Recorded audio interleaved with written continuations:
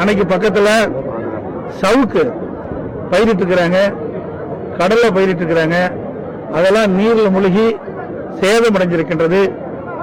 இப்படி சேதமடைந்த பகுதிகளை திரு ஸ்டாலினுடைய அரசாங்கம் வருவாய்த்துறை, வேளாண் துறை அதிகாரிகள் மூலமாக கணக்கிட்டு பாதிக்கப்பட்ட அனைத்து விவசாயிகளுக்கும் உரிய நிவாரணத்துறை வழங்கப்பட வேண்டும்.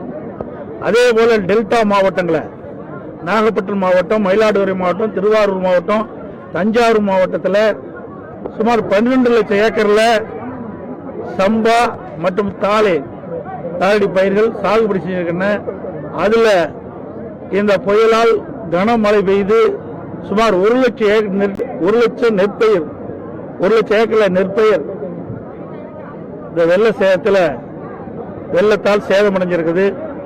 அதற்கும் இந்த அரசாங்கம் முறையாக உரிய அதிகாரிகள் மூலம் கணக்கிட்டு பாதிக்கப்பட்ட விவசாயிகள் அனைவருக்கும் ஒரு ஏக்கருக்கு 40,000 ரூபாய் வழங்கப்பட வேண்டும்.